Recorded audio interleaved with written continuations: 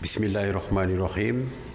Assalamualaikum warahmatullahi wabarakatuh dan salam sejahtera kepada seluruh rakyat Malaysia yang dikasihi sekalian.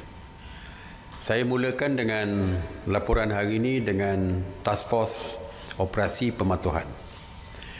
Task Force Operasi Pematuhan yang diketuai oleh PDRM telah melakukan 72,146 pemeriksaan semalam bagi memantau dan menguatkuasakan pematuhan SOP PKPB. Sebanyak 3,517 pasukan pematuhan telah membuat pemantauan yang melibatkan seramai 17,831 anggota.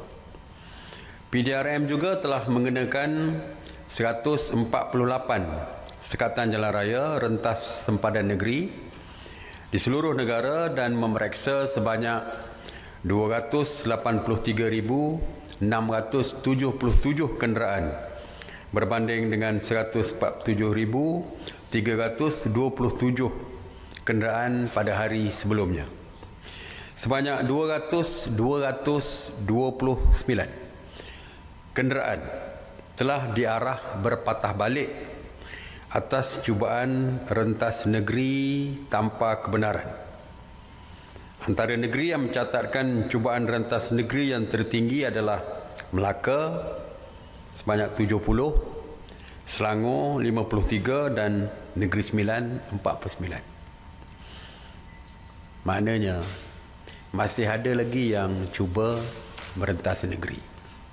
Sama ada mau balik beraya ataupun tidak, tapi masih lagi ada yang cuba merentas negeri dan jumlahnya bertambah. Semalam PDRM telah menahan 33 individu di atas kesalahan engkar arahan PKPB dan daripada jumlah tersebut seramai 30 individu telah pun direman manakala 3 individu diberikan jaminan polis. PDRM turut mengeluarkan kompaun kepada 248 individu di atas pelbagai kesalahan engkar arahan PKP, namun yang mengembirakan tiada kompaun dikeluarkan di atas kesalahan ziarah Aidilfitri. Saya kira Aidilfitri dah walaupun sebulan, tapi ziarah nampaknya sudah pun tiada lagi. Alhamdulillah. Terima kasih kerana mematuhi arahan SOP musim perayaan ini. Oleh kerana masih ada yang diambil tindakan, jadi saya berharap supaya kesemua rakyat kita patuh kepada setiap SOP dan arahan yang telah pun dikeluarkan oleh pihak kerajaan. Mengenai berita palsu, sehingga 1 Jun 2020, sebanyak 266 kertas siasatan telah dibuka oleh PDRM dan SKMM berhubung dengan berita palsu berkaitan COVID-19. Daripada jumlah tersebut, sebanyak 179 masih dalam siasatan, manakala 30 kes telah didakwa di mahkamah dan 11 telah diberikan notis amaran dan 18 telah mengaku bersalah. Tiada pertambahan kertas siasatan baru yang dibuka oleh PDRM dan juga SKMM dalam tempoh seminggu yang lepas. Alhamdulillah, kalau ini merupakan gambaran tentang kesedaran rakyat yang meningkat dan mematuhi perintah dan larangan kajian ini. Jadi saya haraplah ini merupakan berita baik, iaitu tiada siasatan baru, kertas siasatan baru dibuka di atas kesalahan berita palsu mengenai COVID-19. Mungkin fokus kepada berita-berita lain yang lebih sensasi, tapi untuk COVID-19 tidak ada. Mungkin banyak yang membuat berita palsu tentang politik dan sebagainya, saya tidak tahu. Tapi untuk COVID-19 sudah tidak ada. Alhamdulillah. Sebanyak 313 penafian dan penjelasan mengenai berita palsu telah diperjelaskan kepada orang ramai oleh Pasukan Respon Pantas PRP KKMM yang ditubuhkan untuk membantu membendung penyebaran berita palsu berkaitan COVID-19. Oleh itu, sekali lagi saya ingin mengingatkan supaya orang ramai berhati-hati sebelum menyebarkan sebarang kandungan yang diragui kesahihannya. Dan sekali lagi saya ingin memaklumkan bahawa jika ingin mendapatkan maklumat yang tepat, sila hubungi talian 03 8911 5103 atau layari www.sebenarnya.my. Jadi semak dulu. Ya, cadangan kita, saranan kita, semak dulu sebelum sebar. Pastikan kesahihan berita sebelum menyebarkannya. Mengenai sanitasi awam, di bawah kawal selia KPKT, sejak 30 Mac 2020, KPKT telah melaksanakan 7,426 operasi sanitasi yang merangkumi 132 zon. Sebanyak 10,956 premis telah disanitasi yang terdiri daripada 2,642 pusat perniagaan, 4,056 bangunan kerajaan, 1,582 kawasan perumahan termasuk PPR, 2,325 tempat awam dan 352 pasaraya. Semalam, sebanyak 47 operasi sanitasi yang meliputi 31 zon di 10 buah negeri, antaranya adalah Sabah 14 operasi, Johor dan Melaka 7 operasi. Mengenai pusat kuarantin, sehingga jam 8 pagi 2 Jun, sebanyak 185 pusat kuarantin telah beroperasi berbanding 186 pada hari sebelumnya, yang mana 14,365 individu sedang menjalani proses kuarantin wajib. Semalam, seramai 168 rakyat Malaysia pulang ke tanah air daripada Thailand, Singapura, China serta Australia serta Belanda dan telah pun di kuarantin secara wajib di pusat-pusat kuarantin.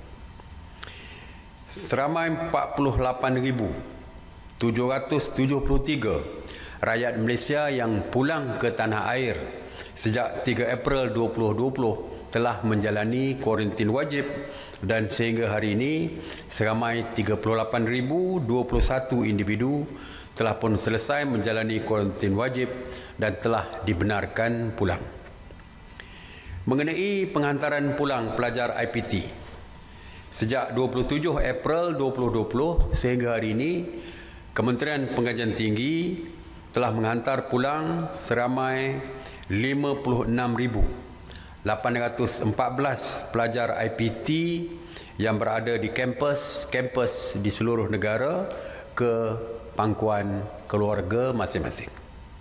Semalam tiada pergerakan penghantaran pulang, manakala hari ini seramai 915 pelajar dijadualkan untuk dihantar pulang ke kampung halaman masing-masing, iaitu 3 penerbangan dari Kuala Lumpur ke Sibu, Miri dan Bintulu. Dijadualkan untuk menghantar pulang 491 pelajar, manakala 2 penerbangan dari Kuching ke Kota Kinabalu akan menghantar pulang 326 pelajar, manakala 1 penerbangan dari Bintulu ke Kuching dan Kota Kinabalu ke Kuala Lumpur membawa pulang 98 pelajar. Di dalam mesyuarat khas menteri-menteri pagi ini, beberapa keputusan telah pun dibuat. Sebelum ini saya telah pun memaklumkan bahawa mesyuarat telah memutuskan untuk membenarkan penggambaran filem, drama, iklan dan sebagainya. Dan saya sebutkan waktu itu penggambaran boleh bermula selepas hari raya. Hari ini kita telah putuskan penggambaran filem dan lain-lain tadi yang berkaitan dengan penggambaran boleh memulakan operasi mereka bermula 10 Jun 2020. Walau bagaimanapun, aktiviti penggambaran juga mestilah mematuhi setiap SOP yang telah pun diputuskan di dalam mesyuarat tersebut, terutamanya mengenai penjarakan sosial, tidak membolehkan perhimpunan yang ramai dan sebagainya.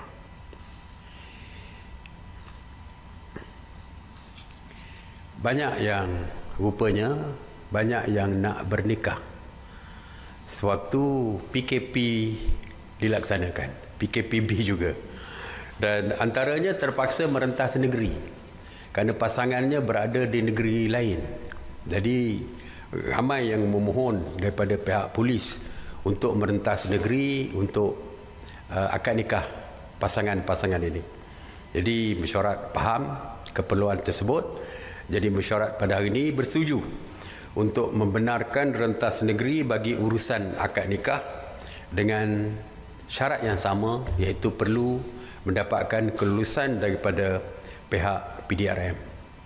Dan SOP-nya sama seperti yang lain, tidak boleh melebihi 20 orang di dalam majlis tersebut, penjarakan sosial tanpa bersalaman dan sebagainya, seperti SOP yang lain.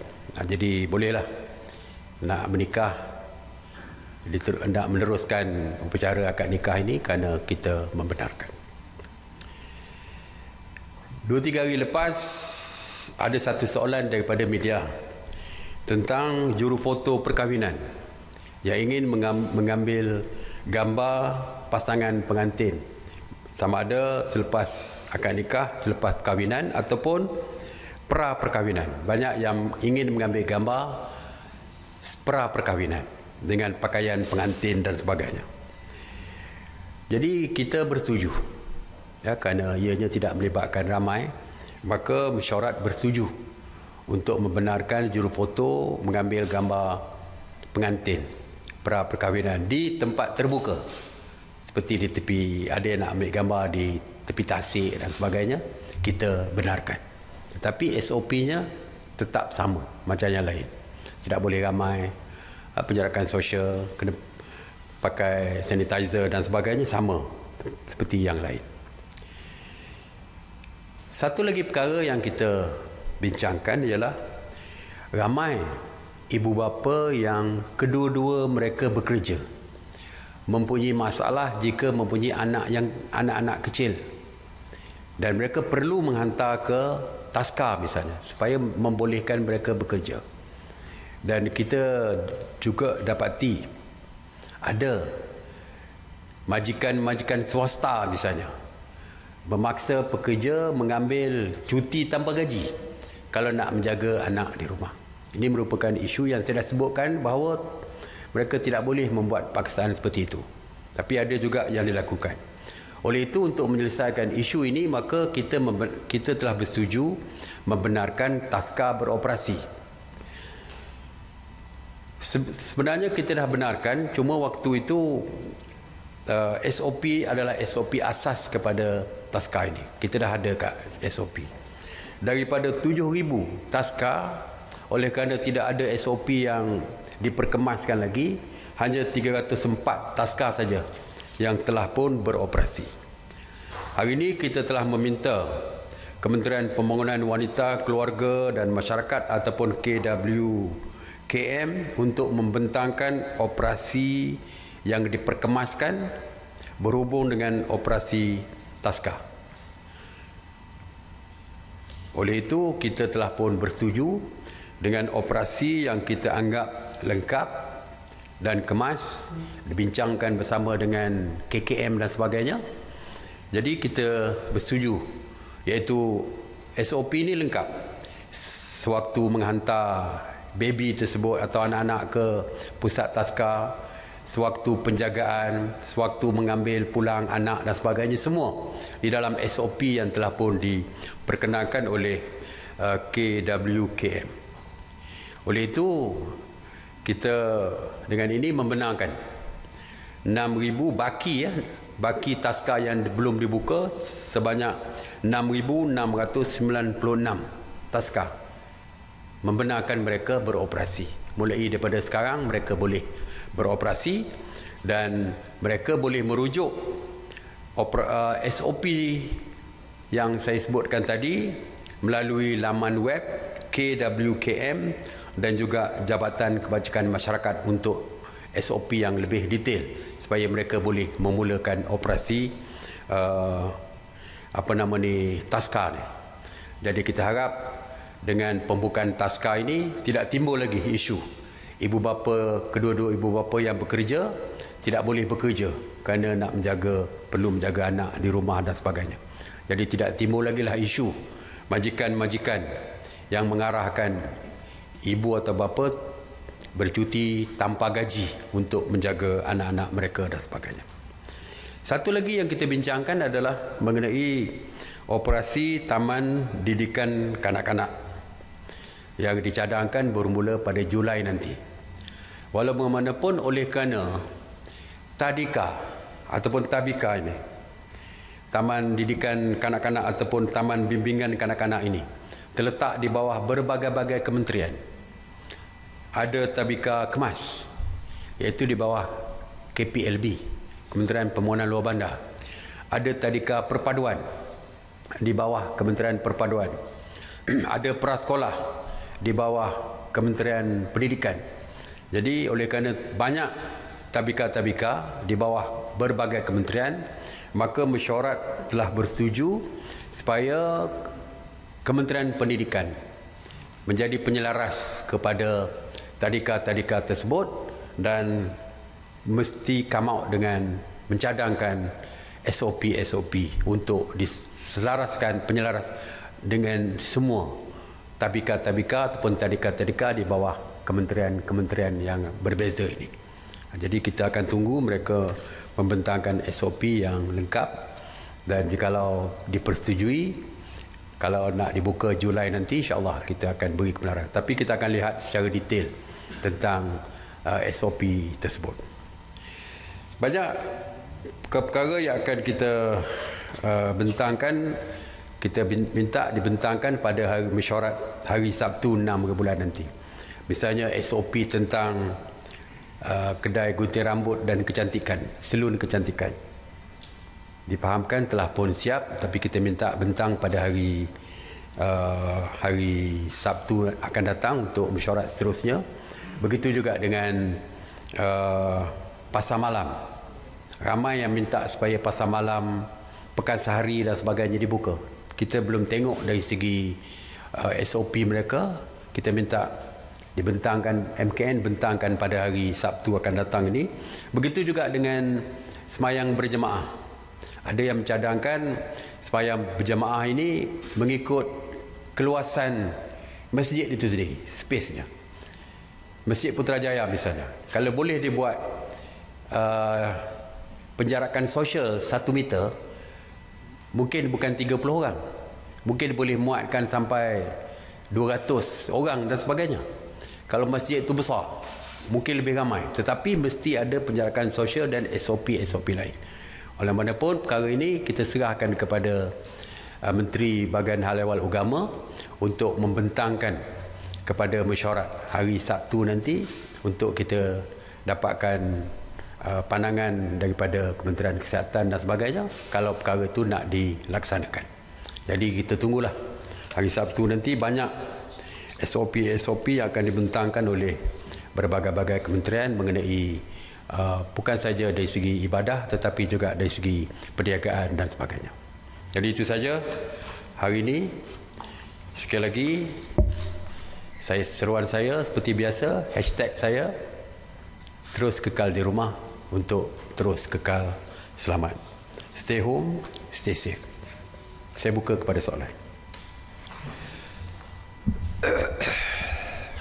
Saya Datuk Seri Afiq bin Nama. Saya mempunyai dua soalan. Datuk Seri, sebelum ini yang kita tahu bahawa COVID terdapat di Depot Immigration. Terkini terdapat kes positif COVID di penjara Sungai Buloh semalam, iaitu seorang banduan bukan warga negara. Soalan saya adalah, adakah proses saringan akan dibuat di semua penjara atau penjara yang mempunyai kes COVID sahaja? Okey, soalan kedua saya adalah, setakat ini berapa banduan dan kaki tangan yang telah disaring di penjara Sungai Buloh? Sekian, terima kasih. Okey. Prinsip kita sama saja, ya. Kita hanya buat saringan di kawasan yang terlibat saja. Katakan penjara Sungai Buloh, kita hanya buat saringan bagi banduan di penjara Sungai Buloh, tidak seluruh penjara di Malaysia yang ada COVID positif saja di kawasan tersebut. Seperti juga kita buat di depo tahanan parti. Banyak depo tahanan parti di seluruh negara, tetapi oleh kerana positif hanya berlaku di Semenyih, depo Semenyih, depo Bukit Jalil dan depo KLIA, 3 saja tempat yang kita saring. Macam juga penjara, di penjara Sungai Buloh. Jadi tak perlu penjara-penjara lain, kecuali ada COVID positif di penjara lain. Di Sungai Buloh pun, kerana kedudukan blok, Sungai Buloh ada 8 blok penjara. Oleh kerana satu blok saja yang kena, di blok yang berkaitan saja yang kita buat saringan. Kerana penjara ni, saya fahamkan, dia tidak bercampur-campur dengan blok lain. Jadi blok satu yang terkena positif itu saja yang kita buat saringan. Blok lain belum, tidak ada saringan dibuat. Setakat hari ini, mulai hari ini, kita akan membuat saringan untuk blok yang berkaitan. Terdapat 600 banduan. Jadi kita akan buat saringan keseluruhan 600 banduan tersebut. Cuma kaki tangan penjara, the whole penjara tu, kita buat saringan ke semua kaki tangan penjara seramai 700 orang. Jadi yang kerana mungkin kaki tangan penjara, dia akan bekerja di semua blok di penjara, termasuk di blok yang berkaitan. Jadi kita saring semua sekali, tetapi banduan hanya di blok yang berkaitan saja. Okey. Selamat tengah hari, ya Datuk Seri. Ini soalan berkaitan penjara juga. Dalam tempoh PKPB ini, adakah pelawat dibenarkan untuk melawat ahli keluarga atau kawan yang ditempatkan di penjara? Terima kasih. Daripada PKP dulu kita tidak benarkan, sampai hari ini masih tidak dibenarkan, ya, masih tidak dibenarkan. Kerana kita takut nanti yang datang daripada luar tu akan membawa jangkitan dan sebagainya. Jadi kita tak benarkan sampai sekarang. Okey. Assalamualaikum Datuk Seri, saya Syabihah Nama. Okey, difahamkan semalam ada seorang warga negara Rohingya telah lari dari tempat kuarantin. Mungkin ada perkembangan tentang perkara tersebut? Terima kasih. Waalaikumsalam. Sudah ditangkap. Yang lari itu sudah pun ditangkap, ya, dan ya, tangkap dan dimasukkan baliklah ke hospital. Okey. Terakhir. Okey, Datuk Seri, saya Faris dari RTM. Ni bukan mengenai penjara, cuma nak tanya mengenai bayaran untuk wang caruman untuk pelajar MRSM. Mereka difahamkan sebelum ini membayar wang caruman tu setiap bulan selama 11 bulan sehingga bulan November. Tapi bila start PKP ni, kita faham tiada sesi pembelajaran. Jadi adakah bayaran itu masih lagi perlu dibayar ataupun tidak? Tak perlu. Selagi tidak dibuka MRSM tak boleh nak kutip apa-apa bayaran sekalipun, termasuk caruman dan sebagainya. Sehinggalah apabila MRSM dibuka, barulah bayaran caruman apa pun boleh baru mula dibayar. Kerana tidak ada pembelajaran, MRSM ditutup, jadi tak perlu bayar apa-apalah, ya. Mana yang ibu bapa dah pun membayar sebelumnya, ini tindakan seterusnya akan diambil oleh pihak pengurusan MRSM, ya. Okey. Terima kasih. Assalamualaikum warahmatullahi wabarakatuh.